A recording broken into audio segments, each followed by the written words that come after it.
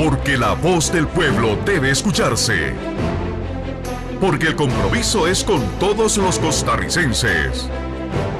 Rolando González y Carlos Roversi, en La Hora que Ortiga.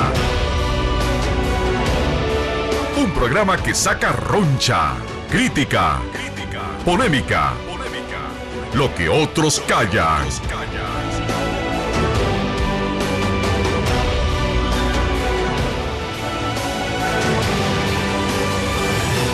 Bueno, amigas y amigos, muy buenas noches. Hoy en un momento tendremos a don Roberto Gallardo, exministro de Planificación, hablando de la propuesta de trabajo, la hoja de ruta que ha definido el gobierno de la República en lo que se denomina plan de gobierno, Plan Nacional de Gobierno, Plan Nacional de Desarrollo.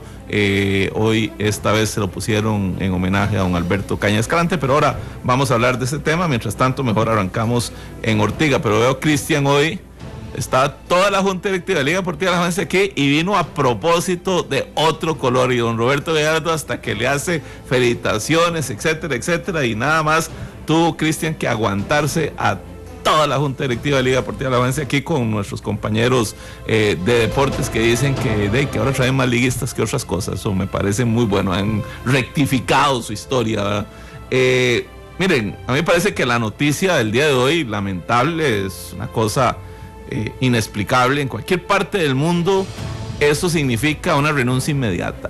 La ministra de Cultura de Costa Rica se tira a las calles como que es la escuela del gobierno, a llamar a ir a las calles, ir a protestar contra ellos mismos a veces, se va con toda la gente de cultura a protestar por lo que consideran es una reducción del presupuesto grave del Ministerio de Cultura, se va con un montón de gente y la gente termina rayando, ensuciando las paredes de la Asamblea Legislativa.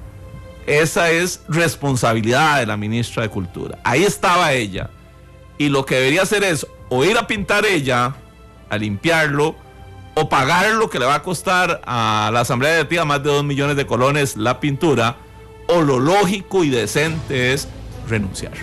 Eso es lo lógico. Eso pasaría en cualquier parte del mundo, de esos mundos civilizados. Esto parecía a veces que no es un mundo civilizado Costa Rica, y lo ven como un vacilón. La ministra de Cultura fue ahí y gritó y apoyó, etcétera, y después dejó que pintaran. Bueno, será la política del gobierno, no lo sé, pero me parece muy lamentable y ahí lo dejamos para que la gente opine. 3 magistrados suplentes de la Sala Constitucional fueron los que conocieron todos los recursos que interpuso el exmagistrado Oscar González, fueron los que decidieron sobre este caso y resulta que ahora son candidatos a sucederle.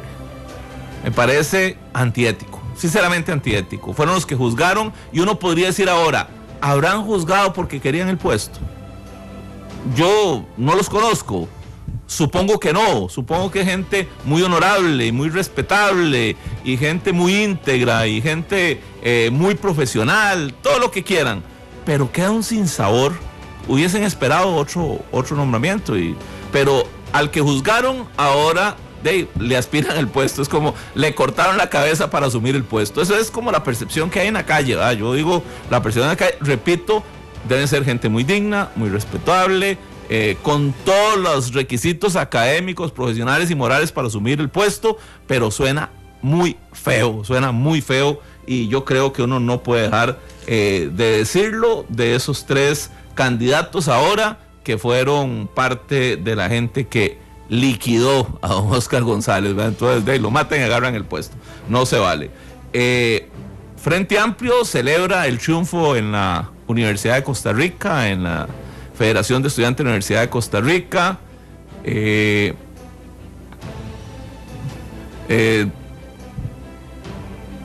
Dicen que lograron algo y me parece que tienen razón. Uno tiene que reconocer, votaron 2,000 como de 38,000 personas. Uno podría decir que eso los invalida en algún momento. Yo no. A mí me parece que hicieron algo importante. Le ganaron al Partido Acción Ciudadana, que era el que tenía el otro candidato. eso empieza a demostrar una fuerza importante en los sectores jóvenes, y Liberación Nacional ni tuvo capacidad de presentar candidato. Así que es una mala señal para Liberación Nacional, una mala señal para el PAC, una muy buena señal para el Frente Amplio, y empiezan a menearse grupos de poder. Lamentablemente, la primera declaración del nuevo presidente de la FEDER es: vamos a las calles. No sabemos a qué van a las calles, o sea, uno protesta cuando tiene que protestar, me parece válido, y sobre todo la juventud, o sea, la juventud más rebelde tiene derecho a manifestarse en las formas que quiera, pero va a ir a la calle porque, yo me imagino que porque la ministra de Cultura va a la calle, ¿va? Entonces ya todos van a la calle, entonces estamos en el gobierno de la calle, ¿va? En la sociedad de la calle, ¿va? Y uno no sabe si es que es una estrategia de partido, es la aspiración del presidente de los estudiantes de la universidad más importante de Costa Rica, o simplemente fue un lenguaje utilizado para atraerse más gente. Vamos a esperar, ojalá que sea diferente y que sea un gobierno para los estudiantes, y que cuando tengan que ir a la calle en defensa de los intereses estudiantiles o los intereses nacionales que ellos aspiren, perfecto, pero que esperen un poquito, o sea, perdón, a ir a la calle ¿a qué, verdad? A pintar las paredes, no sé, no tengo tan claro, así que lamentablemente, con el ejemplo de la ministra de Cultura, yo creo que hasta tienen razón de ir a la calle. Acuérdense que ustedes pueden participar 905-222-0000 a través de Twitter, a través de Facebook, de todos los mecanismos que ahora utilizamos. Aquí estamos en Canal 2 y Radio Monumental. En esta sección de Tiro al Blanco nos dicen también que el expresidente del IDA, de un gobierno de la unidad, un señor de apellido Rodríguez, es el nuevo director regional del INDER en Sarapiquí. O sea, eso es una noticia que nos pasaron hace pocos minutos, y que entonces ya empiezan las sospechas de parte de las alianzas, de las cuotas que recibió el Partido Unidad Social Cristiana del gobierno, y hay, por supuesto, mucho malestar en la zona de Sarapiquí, porque no entienden por qué el señor Rodríguez va a ser el director regional de Sarapiquí. Nada más cuento lo que nos cuentan, ¿verdad? Yo no sé ni quién es el señor Rodríguez, para ser sincero, ni tengo nada contra él, nada más digo que hay malestar y que parece una negociación política alrededor de ese nombramiento. Lamentablemente el gobierno, y ahora vamos a hablar por supuesto del tema con el gran interés, y nos parece que es uno de los hallazgos que puede haber del anuncio de ayer, que es el de tratar de luchar por el desempleo. Pero en el momento en que el gobierno anuncia eso, siguen los despidos. Ahora fue en el Hotel Europa, en los casinos, cierran el hotel, y hay nuevos desempleados. Entonces, de la noche a la mañana hay un grupito más de personas desempleadas. Buenas noches, ¿con quién conversamos? Buenas noches, mi nombre es Mauricio Osma de Cartago. Adelante, Mauricio. Bueno, más que todo mi observación crítica es acerca de los diputados de este país que se hacen llamar católicos, pero de nombre, porque su relación en cuanto a temas polémicos como es la fertilización in vitro, y ahora la nueva ley esta que se pretende trabajar sobre la salud reproductiva, no se ven que ellos tengan un interés sobre la doctrina social cristiana, y más bien se apegan a intereses políticos más que defender la vida. Entonces, para mí es una crítica fuerte a todos los diputados católicos que no se unen a los 4 o 5 cristianos que están defendiendo la vida fuertemente. Muchas gracias. Bueno, muchísimas gracias. Vamos a ver las reacciones que se presenten en las sesiones extraordinarias. El gobierno anunció, la vicepresidenta anunció que tiene que ir el FIP, fecundación in vitro. El ministro de la Presidencia dijo que no hay proyectos polémicos en las sesiones extraordinarias. O sea, un gobierno que no presente proyectos polémicos en sesiones extraordinarias significa lo que llaman ahora en la Asamblea Legislativa los proyectos aguacate, ¿verdad? O sea, proyectos que saben muy bien, pero nada más, ¿verdad? Ojalá que no sea así, ¿verdad? Porque hay temas realmente complicados, pero la Asamblea Legislativa tiene la obligación. O sea, me acuerdo cuando el Tratado de Libre Comercio, yo fui de los que dije, eso tiene que aprobarlo la Asamblea Legislativa y no lo que se hizo al final de cuentas un referéndum. Es que es responsabilidad, para eso los nombran, por Dios. O sea, son los representantes del pueblo para los debates importantes. Entonces, vamos con fecundación in vitro, vamos con pastilla de día después, vamos con matrimonio gay, que se defina en contra, a favor o todo lo contrario, pero por Dios, la Asamblea Legislativa es para eso. O sea, para eso se les paga, para eso es la responsabilidad de las y los señores diputados, y ahora es responsabilidad del gobierno definir la agenda, porque no es de los señores y señoras diputados la agenda, es el Poder Ejecutivo el que define la agenda. Vamos a ver qué es y vamos a ver quién gana el pulso, si el ministro de la Presidencia o la Vicepresidenta de la República. Buenas noches, ¿con quién conversamos? Buenas noches, soy Gerardo Barranda. Adelante, don Gerardo. Bueno, así rápidamente voy a opinar sobre otro asunto, pero sobre la hoja de ruta del gobierno que habla de sacar de la pobreza 42.000 pobres o familias. Me parece un poco absurdo que yo tengo entendido que el 90% de esos pobres o de la pobreza que tenemos en Costa Rica pues nos ha venido de afuera. Me parece un contrasentido y absurdo traer la pobreza de afuera para combatirla. Bueno, pero lo que me voy a referir es lo siguiente. A raíz de... He observado la campaña de satanización o desprestigio contra las convenciones colectivas. Se dicen muchas cosas y entre ellas pues que son abusivas y por otro lado pues que son ventajas que tienen algunos que tienen un grupo de trabajadores, o sea que no tienen todos los trabajadores. Y pues la idea es eliminar esas ventajas pues para que todos estemos iguales. A mí me parece que pues eso es un error. Yo lo que creo es todo lo contrario. Yo creo que lo que hay que tratar, cualquier sociedad lo que pretende es que sus pobladores, su gente, pues tengan los índices más altos de bienestar social.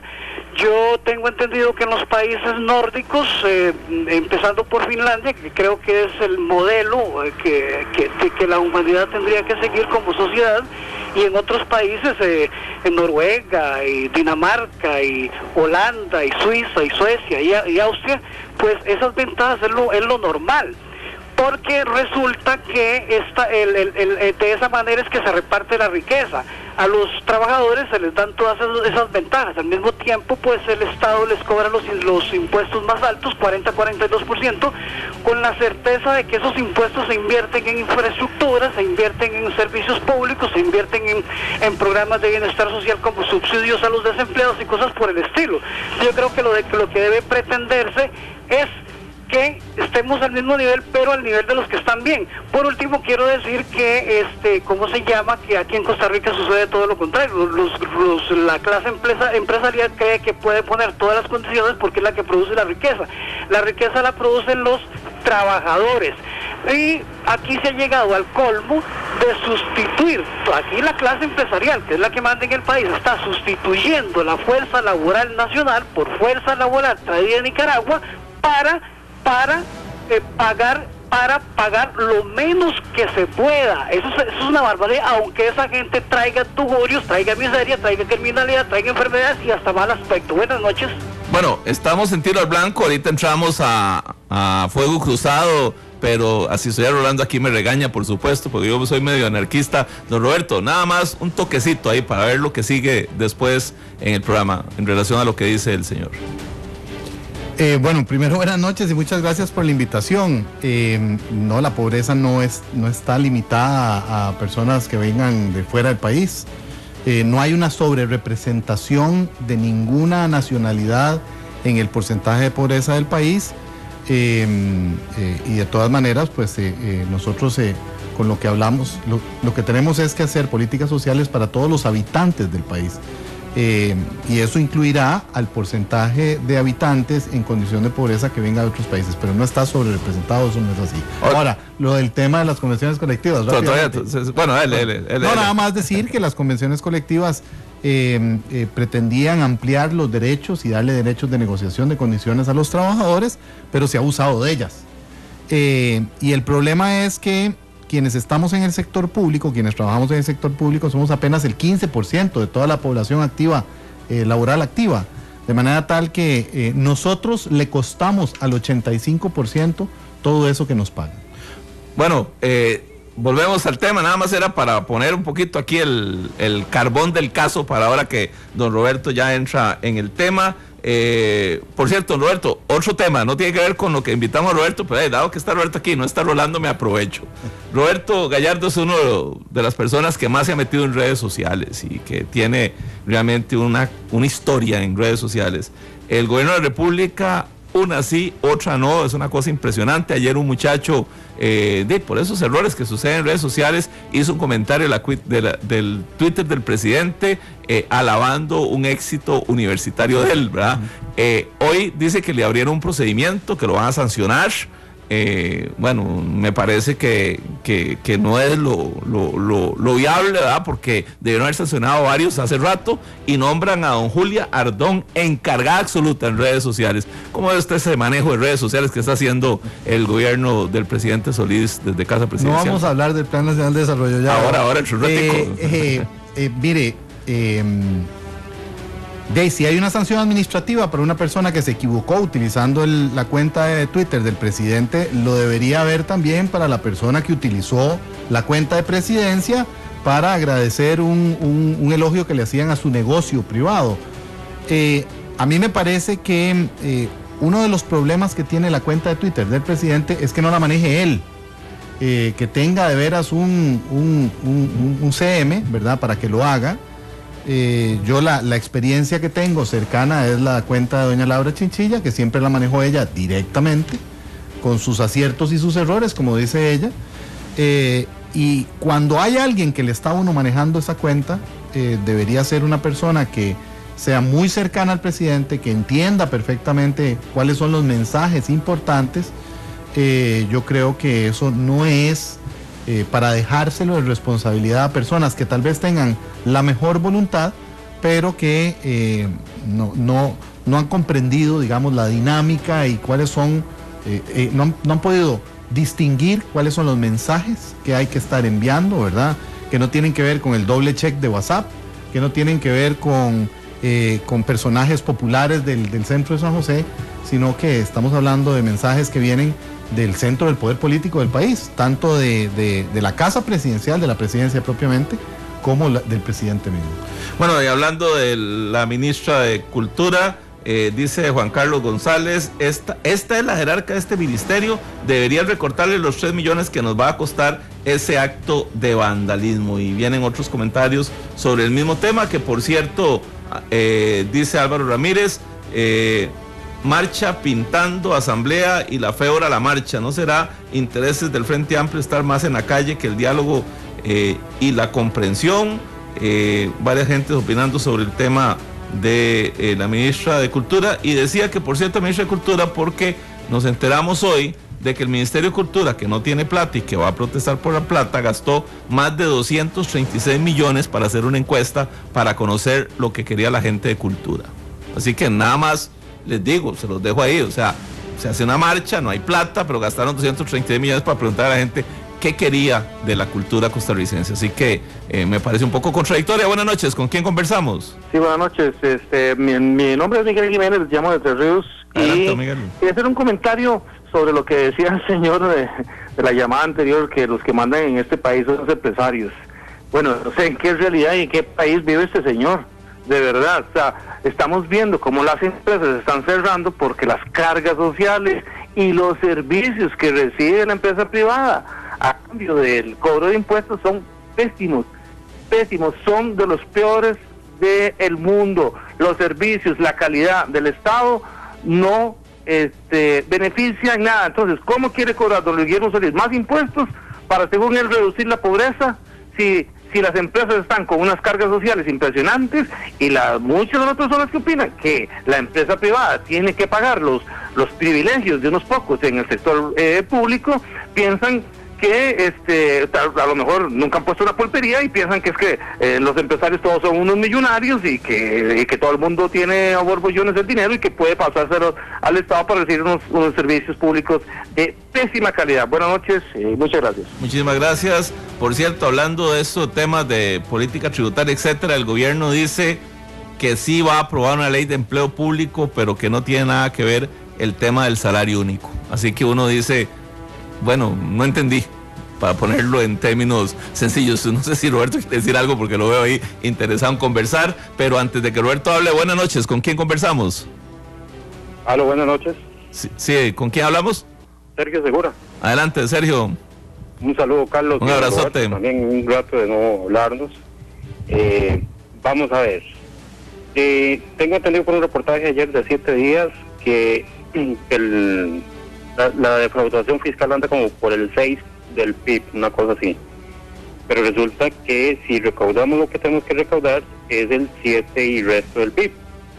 O sea que si se hiciera lo que se tiene que hacer, nos sobrarían unos 350,000 millones más y sin déficit. Esa es una. Dos, lo que mencionó don Luis Guillermo hoy sobre la ola criminal que está sucediendo en Desamparados, que en unos canales dicen que 12, otros dicen 14, otros dicen 26 homicidios, pero sabemos que es un problema serio y que el ministro de Seguridad dice que ya ellos no pueden más y que le toca al OIJ, y el OIJ dice que están con las investigaciones, que eso se debe a la captura de droga que han estado realizando por las 26 toneladas, una cosa así. Me parece bastante preocupante que el señor presidente se manifieste de esa forma, aduciendo que todo se debe a esas capturas de droga y que todo se debe a un problema de ¿cómo se llama?, entre pandillas, cuando los cuatreros hacen y deshacen, tenemos el problema del sur, y etcétera, etcétera. Eso, y por último, lo vi muy enérgico con Celso en la conferencia de prensa sobre las dragas, lo alabo por eso, pero 2 horas después, una cosa así, en los noticieros aparecen las fotografías y los videos de los policías enfrente donde están la draga y la gente operando la draga. ¿Cómo se come eso? Muchas gracias y buenas noches. Bueno, y Sergio es un especialista en materia de seguridad. Don Roberto, usted iba a decir algo del tema anterior. ¿Cómo se hace ley de empleo público sin salario único y sin revisar salarios?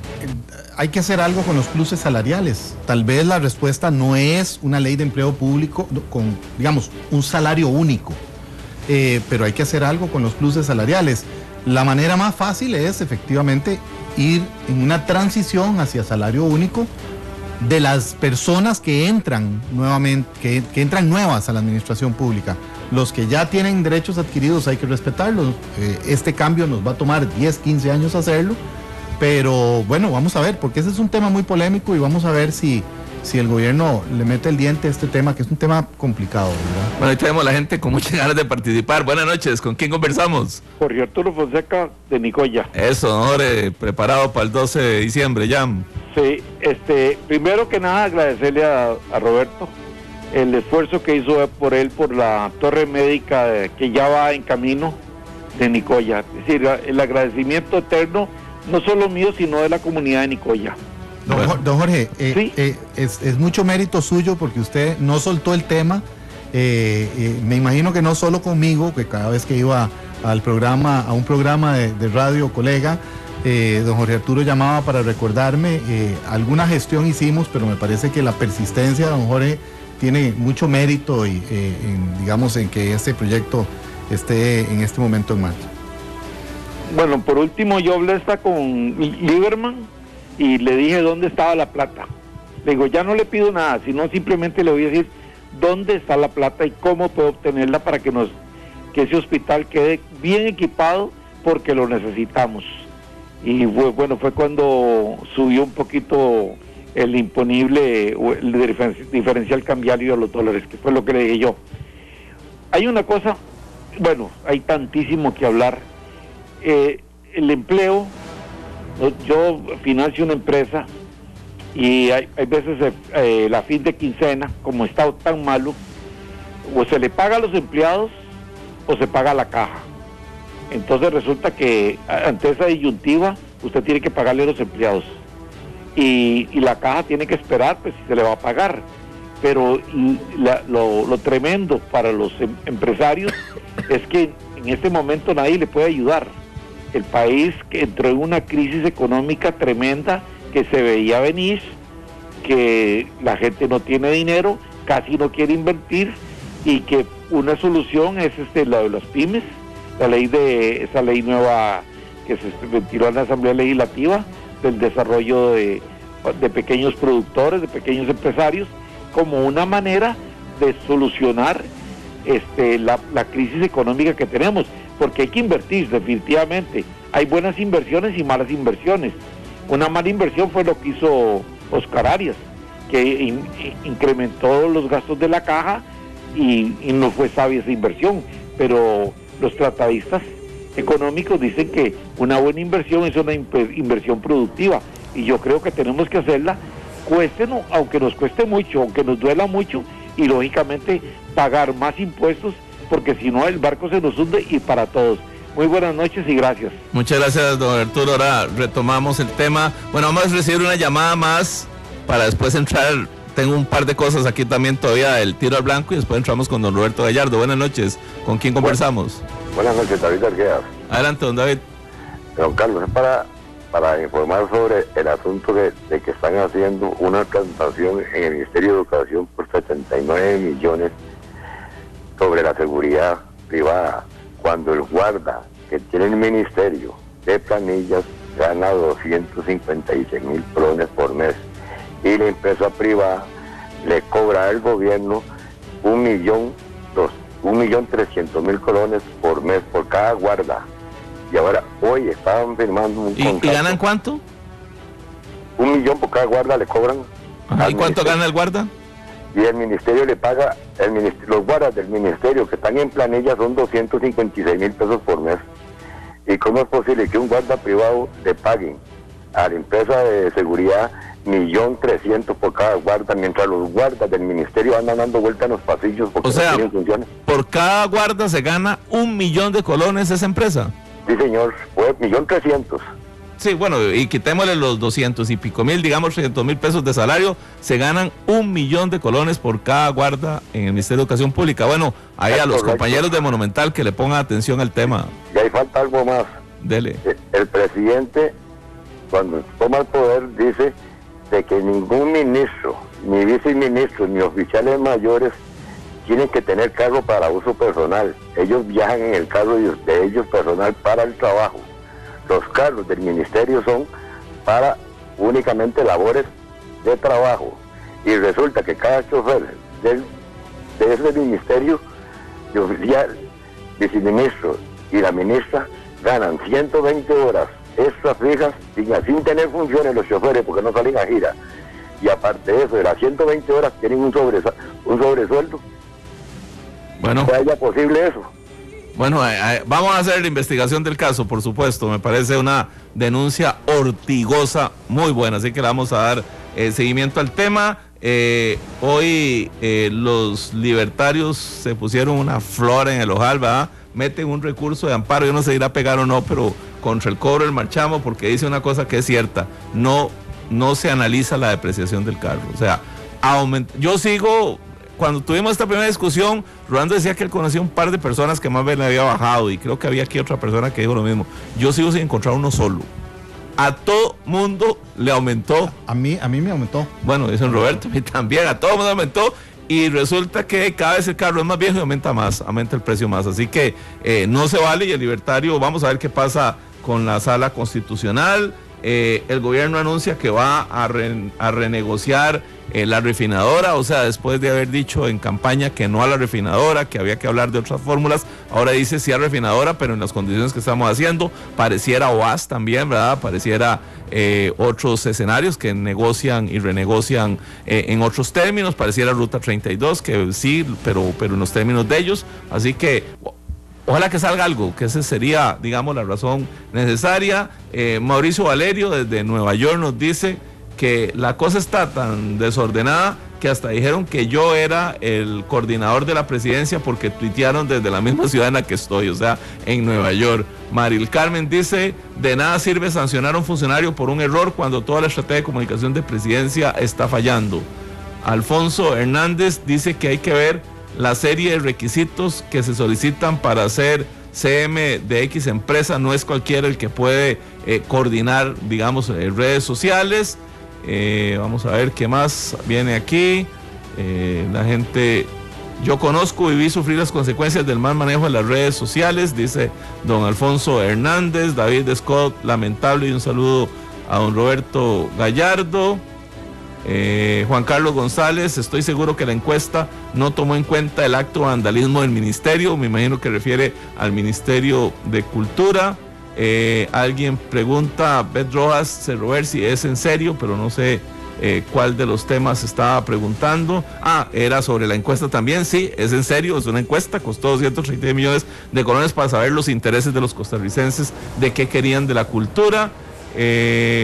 Luego Víctor Rodríguez dijo, ¿qué dijo usted cuando Garnier influyó en contratos de amigos o cuando Juan Diego Castro fue a la Asamblea Legislativa con fuerza pública? Bueno, yo no estaba en la ortiga. La gente ha aclarado cada uno de los temas. La ministra, ¿qué dijo usted? Bueno, es sobre la ministra de Cultura. Y creo que ambos tuvieron de que enfrentar los problemas. Cada palo tiene que aguantar su vela, eso es lo que yo digo. Decepcionante leer esa entrevista. Hechos, chiquillos, son del futuro, que es la entrevista que le hicieron a los de que van a las calles de la universidad sin saber todavía que van a las calles. Y bueno, siguen tenemos un montón de Twitter, así que nos vamos de tiro al blanco y volvemos ya con Fuego Cruzado.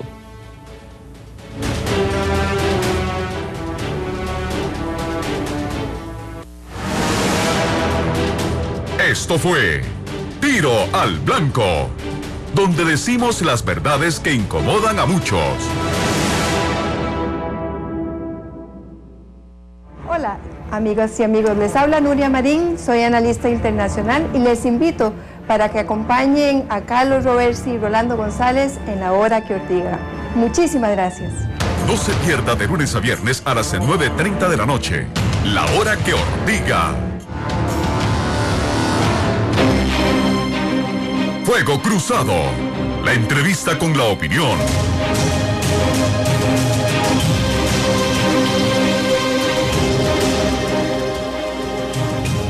Bueno, hoy hemos invitado a don Roberto Gallardo, lo metimos ahí en frío para que calentara un poquito durante el tiro al blanco, que es una sección, por supuesto, muy participativa. Don Roberto fue ministro de Planificación en 2 ocasiones. Ha estado muy metido en los procesos de análisis de planes de desarrollo, de planes de gobierno. Es un académico y un analista, y lo hemos invitado, don Roberto. Ahora sí, buenas noches formalmente, pero aquí la informalidad es parte de lo importante, parte de la Ortiga es informalidad. Está bien. La cosa es además que la gente pueda entretenerse, ¿verdad? Aparte de tener alguna información que les sea valiosa, participar, etcétera, pues que también la gente se entretenga, ¿verdad? Y estos son temas que a la gente les gusta, ¿verdad? Los temas de la ortiga política, digamos. Así es. Don Roberto, ayer el gobierno anuncia el Plan Nacional de Desarrollo, Alberto Cañas Escalante. En general, digamos, ¿cuál sería su primera percepción 24 horas después de que se ha anunciado este plan, que es la hoja de ruta, que es lo que el gobierno pretende hacer en los próximos 3 años y medio? Primero quiero hacer una mención desde el punto de vista, digamos, metodológico, ¿verdad?, del plan. Trae el plan incorporado cosas novedosas que se habían venido trabajando desde gobiernos anteriores. Una es el tema de regionalizar las metas. A mí me parece que es algo que enfatizamos mucho cuando estábamos discutiendo los lineamientos que se iban a utilizar para la elaboración del Plan Nacional de Desarrollo, que no era suficiente definir metas, como por ejemplo decir vamos a crear 200,000 empleos, sin decir a dónde se iban a crear esos empleos, porque año con año salen las estadísticas con respecto a la desigualdad de las regiones y año con año nos asombramos como si fuera algo nuevo. Y lo cierto es que era importante incluir temas regionales, metas regionales específicas, para que podamos ir cerrando esas brechas territoriales que existen. Eso me parece que es un aporte importante. Como le digo, en el gobierno anterior, con la cooperación europea, precisamente se logró definir 6 planes regionales de desarrollo que están ahí. Desde el gobierno de don Oscar Arias se venía articulando una estrategia de coordinación entre instituciones del gobierno central y los gobiernos locales, ¿verdad?, en las regiones, de manera tal que se pudiera dar sustento a ese trabajo que hay que hacer a nivel regional. Si queremos que la región Brunca deje de ser la región más pobre del país, tenemos que ir a generar empleo específicamente a la región Brunca. Si queremos mejorar el proceso de distribución de ingresos en Guanacaste, por ejemplo, en la región Chorotega, se necesitan estrategias específicas. Y eso es algo que con la ayuda del BID nosotros logramos plasmar en una estrategia que me complace mucho ver ya concretada en este Plan Nacional de Desarrollo. La otra cosa tiene que ver con los temas de evaluación. Los temas de evaluación, nosotros hemos estado haciendo, Mideplan estuvo haciendo durante todo, a partir sobre todo del año 2006, con la llegada del gobierno de don Oscar Arias, se empezó a hacer evaluación y monitoreo de cumplimiento de metas del Plan Nacional de Desarrollo. Antes de eso, las instituciones se evaluaban a sí mismas. Y no solo eso, sino que elegían cuál meta querían evaluar, de manera tal que las instituciones siempre salían bien, por supuesto. Lo raro era más bien que alguna institución tuviera la honestidad de reconocer que no había cumplido sus metas y se pusieron una mala nota. Pero lo que no se ha hecho en este país, y no se empezó a hacer sino hasta el año anterior, hasta el año 2013, era evaluación de impacto de los programas. Es decir, si efectivamente las becas de Avancemos están resultando en que los muchachos se queden en el colegio hasta terminar el bachillerato, y eso significa un mejor ingreso para ellos. Eso no se hacía. Se empezó a hacer el año pasado un programa con la cooperación alemana, liderado además por la que era entonces la viceministra de Planificación, doña Silvia Hernández, y ese plan piloto es el que sirve ahora para hacer esta agenda, esta calendarización de evaluaciones que se tiene programado para este Plan Nacional de Desarrollo, que es fundamental. Dicho estas consideraciones metodológicas, habría que ya entrar al tema de fondo, ¿verdad?, que es lo que se quiere hacer. Entremos con una pregunta primero, Roberto. ¿Cuál es el cambio? No lo encuentro. Y eso es lo primero que iba a decir, ¿verdad? Digamos que el elemento que uno podría decir que va a generar una gran discusión, pero que no representa de por sí un cambio, es el tema de la soberanía alimentaria, por ejemplo, ¿verdad? Que es un tema que se mencionó y que incluye la ampliación de productos que serían sujeto de políticas que no sabemos qué forma van a tener, si va a ser crédito subsidiado, si va a ser precio sustentado, ¿verdad? Cosas como de la década de los 70, ¿verdad? Alguna gente decía que era como volver al modelo agroexportador. Bueno, esta es una economía en plena transición a una economía de servicios. Cada vez más nos convertimos en una economía y es una muestra del nivel de desarrollo de nuestra economía. Que dejemos de depender de ciertas actividades primarias en donde la competitividad depende mucho de los costos. Más bien competimos a partir de valor agregado, ¿verdad? De la gente que se incorpora a los trabajos más calificados, ¿verdad? En la elaboración de instrumental médico refinado, ¿verdad? De precisión, ese tipo de cosas. Pero a lo largo del Plan Nacional de Desarrollo he revisado alguna parte, porque además es una cosa monumental de 560 páginas, ¿verdad? El plan es una cosa muy grande que me parece que no abona, ¿verdad?, a ese deseo de transparencia, para que haya un ejercicio de rendición de cuentas y de transparencia. Tiene que haber también un esfuerzo de sistematización de la información que se transmite para que la gente la pueda comprender y pueda con eso llamar a cuentas. Pero lo que he podido revisar, encuentro muchísimo, y uno podría mencionar eso como una cosa de vanidad, ¿verdad? Pero lo cierto es que encuentro mucho continuación de cosas que ya venían haciéndose, ¿verdad? De los 15 proyectos de infraestructura vial que están planteados, 13 se iniciaron en las administraciones anteriores. Solo hay 2 que pueden considerarse nuevos. Y así encuentra uno, ¿verdad?, en diferentes ámbitos, reconocimientos de que se estaban haciendo cosas bien. Me parece que el gobierno ha ido descubriendo que la retórica que se generó alrededor de una situación del Estado costarricense o del país extrema no era tal, ¿verdad? y no ha podido concretar en el Plan Nacional de Desarrollo un conjunto de acciones de política pública que, tomadas en su conjunto, signifiquen un cambio del paradigma de desarrollo, por ejemplo. Que de pronto dijeran, no, ya no vamos a apostar por las exportaciones como motor del desarrollo costarricense. Ahora vamos a apostar al mercado interno nada más, ¿verdad? Y vamos a volver a poner aranceles. Algo que uno dijera, la pucha, aquí sí hay efectivamente un cambio de paradigma. No se encuentra, ¿verdad? Y a mí me llama la atención dos carencias del plan, ¿verdad? Una que podría explicarse porque está presente en distintos elementos, pero dada la naturaleza que ha tenido Costa Rica o la convicción que ha tenido este país en ese tema, me extraña no encontrar un eje ambiental, específicamente un eje de metas ambientales. Lo ambiental está en función de otras metas, lo cual también es correcto. Pero digamos que para un país que ha exhibido una cierta convención y un cierto liderazgo internacional en el tema ambiental, eso digamos que llama la atención. En ese sentido, don Roberto, voy a pegar dos cosas. El gobierno está peleando radicalmente en la forma en que ha podido con sus aliados que no se recorte nada del presupuesto.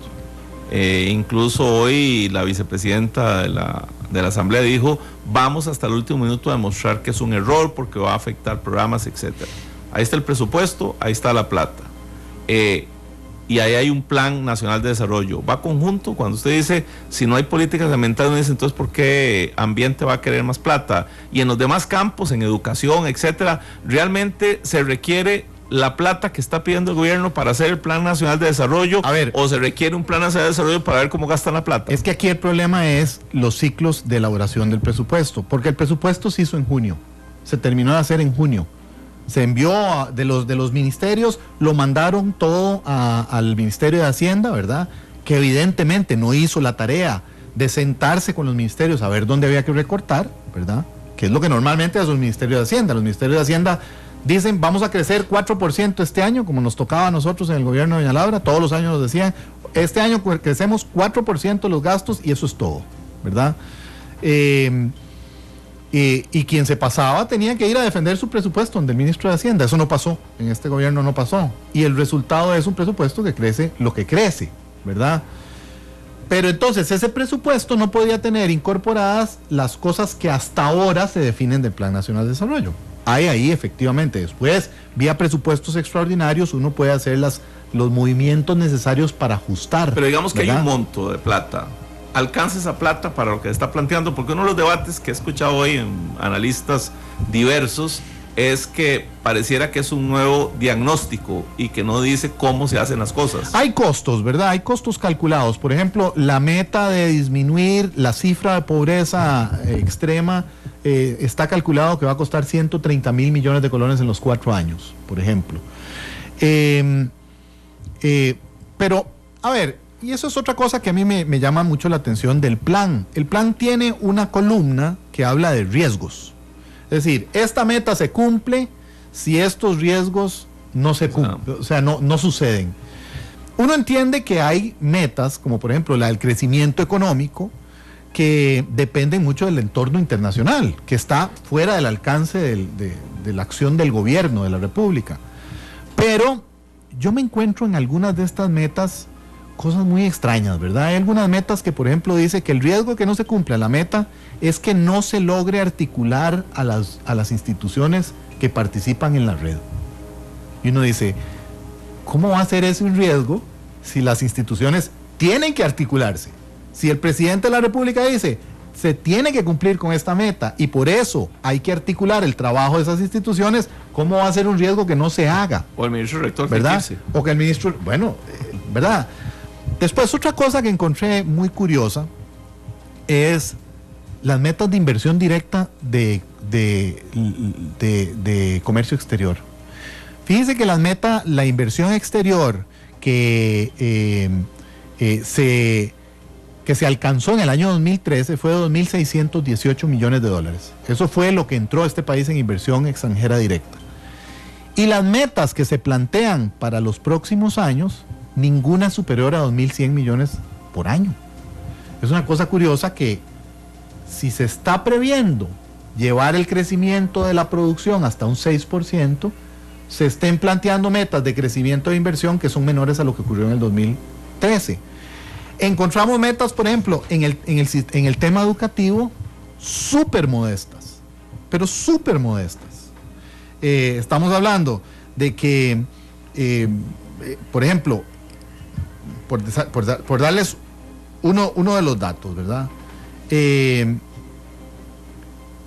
el tema de enseñanza de inglés, por ejemplo, ellos dicen que es importante subir, ¿verdad? La cobertura de esto a 90%. Pero de ahí la meta en el gobierno anterior quedó en 89.2%. Encuentra uno, digamos, ese tipo de cosas, ¿verdad? A lo largo del plan. Encuentro a veces desigualdad en el nivel de las metas. Hay cosas que son muy... otorgar 200 seguros para casas de vivienda de clase media, por ejemplo. Cosas de ese tipo. Es como muy desigual, el nivel es muy desigual. Hay cosas que son muy grandes, generales, y hay cosas que son excesivamente específicas, ¿verdad? Y en 560 páginas, pues resulta, pues, hay que poner atención a eso, porque de pronto de veras encuentra uno cosas interesantes. Bueno, Roberto, ya no podemos ser tan anarquistas, nos vinieron a poner orden, ya apareció Rolando González y entonces ya ahora vamos a tener que formalizarnos un poquito, porque estábamos en un vacilón ahí. Estaban muy traviesos. Sí, muy buenas noches. Hola, mucho gusto. Perdone que no hubiera llegado temprano, pero hoy tenía una ortigadita en otro medio de comunicación que estuvo muy divertida con los diputados Johnny Leiva, Gerardo Vargas y Marco Redondo sobre presupuesto. Entonces, una paradita técnica aquí también para disfrutar, pero yo no sabía que estaba Carlos haciendo travesuras anárquicas.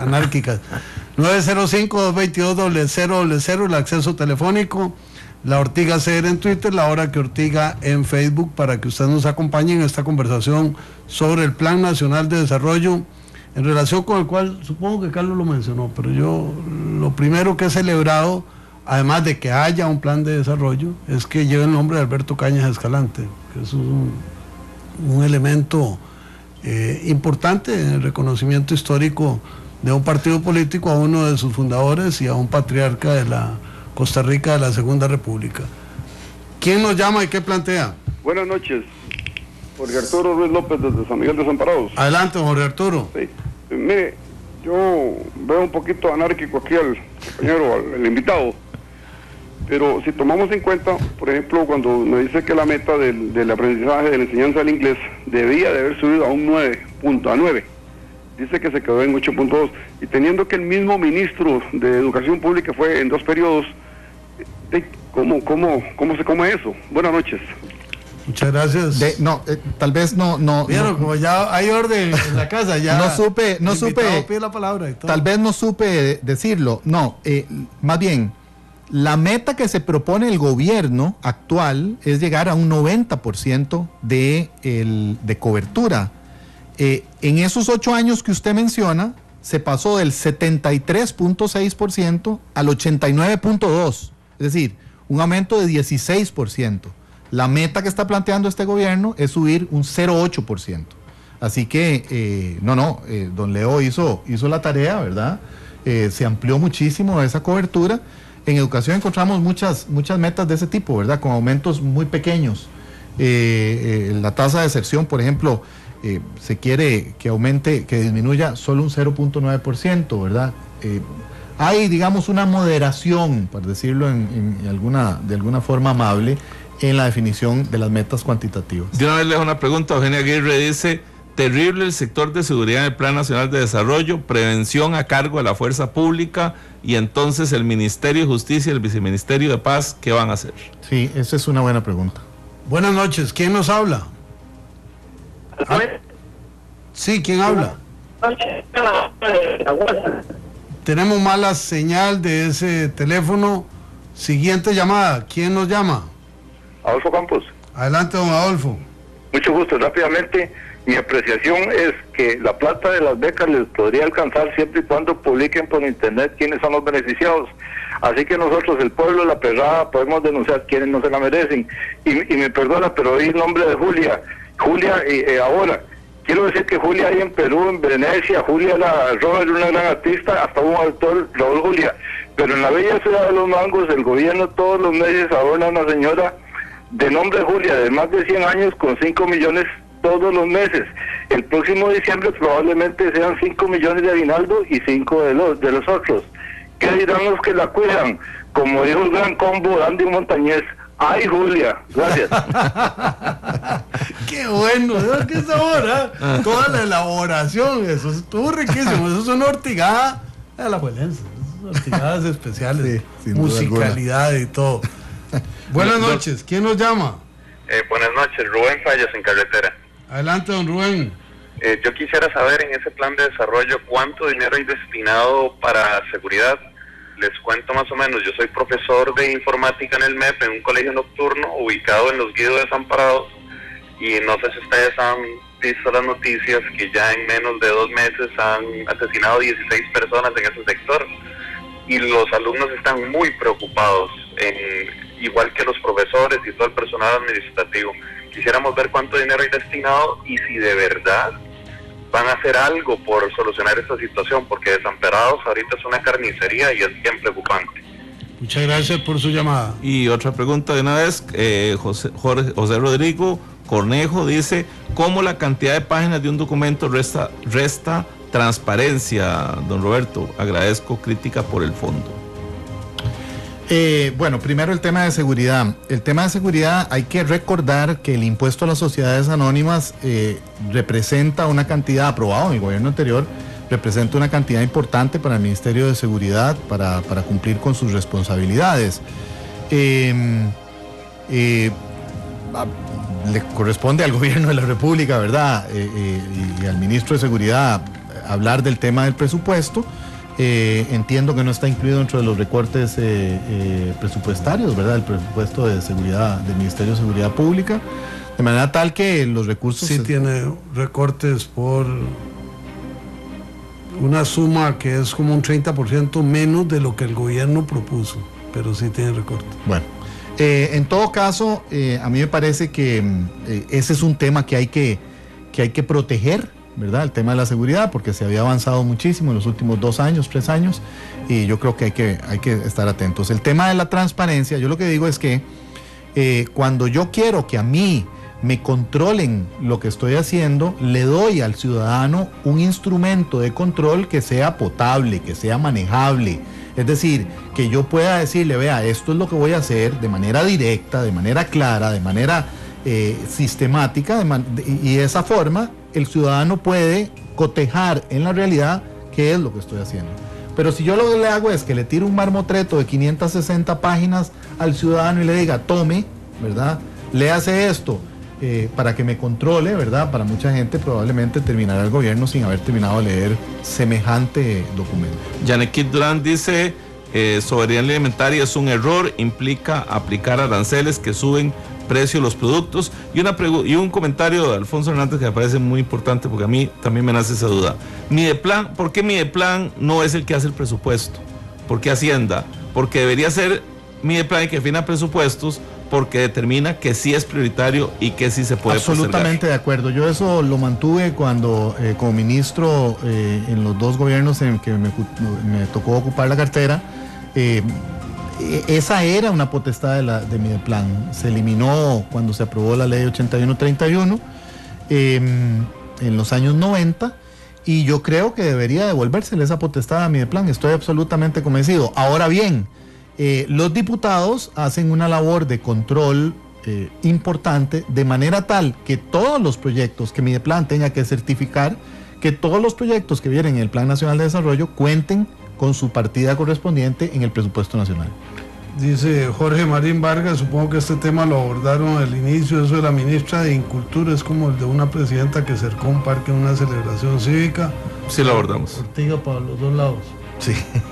Luis León, como una ministra es esta incultura solo en este país? José Pablo Chávez iban a poner a Nordo Herrera y SAS pusieron a la señora Orlando Palma, el gobierno del camaleón puro colibrí. Buenas noches, ¿quién nos llama? Buenas noches, don Orlando. Sí. Steven Navarro, aquí de Turrialba, siempre lo escucho todos los lunes. Adelante, don Steven. Steven Navarro. Adelante, por favor. buenas noches a usted, a don Roberto y a don Gallardo. Bueno, pues gracias a Dios es apolítico y nunca pues está metido en esas cuestiones como ustedes ahí, que les gusta la cuestión.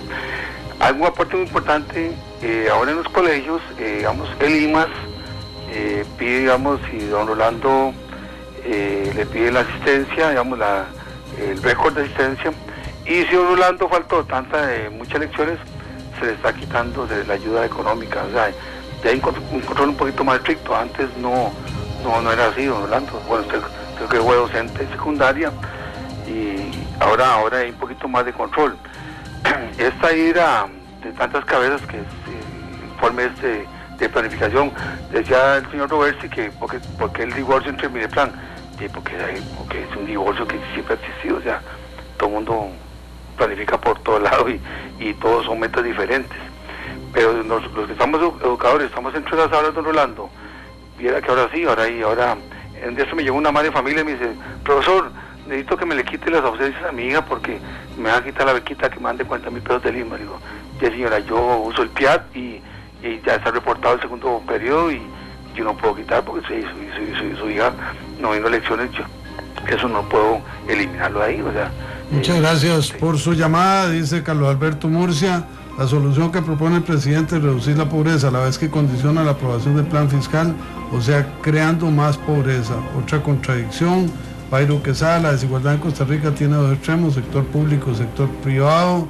José Rafael Flores, en un día como hoy, en 1928, murió Omar Dengo, y Analía Naranjo le manda un ortigazo al invitado. Ahora, la nueva colega que se hizo periodista ahora, Natalia Chávez, dice que la meta del IED es menor en el 2013 y que lo leamos mañana en la República, así que le hacemos un poquito también de campaña a Natalia. Alfonso Hernández pregunta que por qué planes de desarrollo cada 4 años, que por qué no hay planes quinquenales o políticas públicas más generales. Hoy oía, por cierto, alguien que decía que China hizo un plan de 100 años, y entonces tiene planeado los 100 años para poder desarrollarse. Sabemos que es un sistema político diferente. En China hay un solo partido político, ¿verdad? Entonces lo que ellos decidan hacer, pues eso es lo que se va a hacer. Bueno, uno de los temas de los que se ha hablado mucho en este país es la necesidad de forjar un acuerdo nacional con respecto a una visión, alrededor de una visión de largo plazo, de manera tal que puedan establecerse políticas de Estado, ¿verdad? Pero eso requiere de un liderazgo político excepcional, ¿verdad? Y además de una voluntad de los partidos políticos que cuesta mucho encontrar, ¿verdad? Mientras tanto, pues seguiremos haciendo planes nacionales de desarrollo. Ahora, sin embargo, yo quiero decirle a Alfonso que hay políticas que se van convirtiendo en políticas de Estado simple y sencillamente porque se mantienen. Muchas de las cosas que se iniciaron en el gobierno anterior se mantienen en este Plan Nacional de Desarrollo. Y eso va a terminar teniendo un efecto como de política de Estado, por ejemplo, en el tema de Avancemos, en el tema de la red de cuido, ¿verdad? Aunque las metas en Avancemos, por ejemplo, lo que se plantea es aumentar en menos de 900 los beneficiarios de Avancemos a lo largo de los 4 años, ¿verdad? Y en la red de cuido, aumentarlo en 5,000 de los 15,000 que tiene en este momento.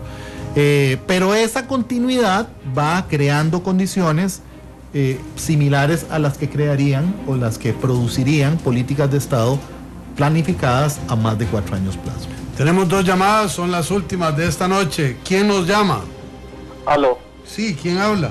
Marvin Venegas de San Rafael de Alajuela, Rolando. Don Marvin, bienvenido, adelante. Gracias, preguntarle a don Roberto Gallardo, en el Plan Nacional de Desarrollo, ¿qué propuestas hay para incrementar la infraestructura educativa? ¿Cuánto se está incrementando? Y en el tema del fideicomiso con el Banco Nacional, si lo está contemplando el gobierno para llevarlo a un feliz término. Muchas gracias a Marvin Venegas desde San Rafael de Alajuela. Oímos la otra y contesta las 2, por favor, don Roberto. Buenas noches, ¿quién llama? Aló.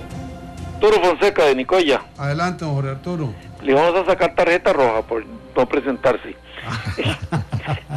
Es que como estaba la junta directiva de la liga y la vez pasada estuvieron nosotros, no quiso identificarse ahí con ninguno de los 2 grupos, Rolando. Se le escapó, decían la guabina de la abuela. No, pero ahorita mañana aparte, antes de ir al debate del presupuesto que tenía. Adelante, don Jorge Arturo. ¿Qué sabe, don Roberto, de la centralización de todas esas ayudas para combatir la pobreza? Porque según entiendo son 22 instituciones y una manera de centralizarlas o hacer un ministerio de los pobres, un ministerio de ayuda o algo así, o la gota de leche como hubo hace muchísimos años, sería centralizarlo y bajar los costos operacionales, porque si se nos está yendo demasiado dinero en la burocracia que sustenta esos programas, y no es que sea malo, pero resulta que no es efectivo. En cambio, centralizado con un ente rector, con un ministro de la pobreza, podría ser más eficiente el Estado. Gracias. Y como ya se nos está yendo el tiempo, le hago una última pregunta. ¿Viene en el Plan Nacional de Desarrollo de dónde va a salir el chocolate? ¿Hay un plan fiscal? ¿Hay algo planteado? ¿Será el cacao? El cacao, perdón. Bueno, sí, el cacao.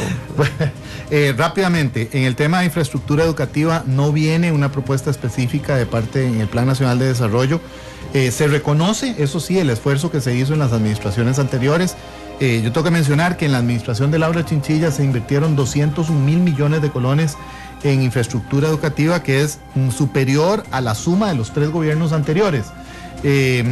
Pero no hay una cuantificación de qué es lo que se quiere hacer. La centralización de los programas de ayuda social se ha planteado como una de las posibilidades de la creación del Ministerio de Bienestar Social, ¿verdad? Hay un proyecto de ley en la Asamblea Legislativa que todavía debe andar por ahí dando vueltas, que podría ser de consideración. Hay una identificación en cada uno de los puntos del Plan Nacional de Desarrollo, digamos, de dónde podrían salir los recursos, pero también hay condicionantes. En todo caso, todo eso dependería de que se cumplan algunos otros supuestos, como por ejemplo, bajar el déficit a un 1%, a bajarlo entre 0 y 1% en el año 2018, es la meta del Plan Nacional de Desarrollo. Y como me decía la ex viceministra de Planificación, doña Silvia Hernández, pareciera contradictorio que se tenga esa meta y se estén enviando presupuestos que crezcan 19% anualmente. Bueno, nos dice Mari Cube, buenas noches, excelente programa. Mi denuncia es que estoy esperando hoy de costumbre del Ministerio de Seguridad, tengo meses esperando, ya pasé las 3 pruebas, me parece una falta de respeto. Le doy la respuesta. Ordenaron congelar las plazas, por eso es que ahora está sobrando plata, mientras hay 500 plazas de seguridad pública que no se han llenado. Un saludo a don Fabio Vega, saludos desde Ciudad Neily, creo que esto fue de ayer. Crisis de trabajo por control de la Policía Fiscal contra el contrabando hormiga, taxistas, comerciantes, pequeños afectados. Carlos Argüello, la teoría contable establece que los activos pierden su valor conforme pasa el tiempo. Salvo aquí, salvo en Costa Rica. Bueno, dice Adela Calderón que le manda saludos, pero además dice que ella sí le bajó el marchamo, así que es la segunda persona, después de una que Rolando contó, la segunda persona que aparece con que le va el marchamo. Bueno, amigas, amigos, muchísimas gracias por sintonizar Radio Monumental y CDR Canal 2. Mañana tendremos fútbol y el jueves volveremos y estará con nosotros don Constantino Orcullo, que ayer tuvo una situación particular que le impidió acompañarnos. Vamos a hablar con él de 6 meses de la administración Solís Rivera. Y disculpas, tenemos más de 25 tweets, pero ahí no pudimos leerlos. Carlos Roversi, Rolando González, Mila Cuesta, Carlos Monge, Marco Ramírez, Cristian Suco Aguilera, Rigoberto González, les decimos feliz descanso. Nos encontramos mañana con el fútbol y mi sonrisa nada más se espera de los resultados de mañana. Y el jueves en la hora que Ortiga. Que la pasen bien.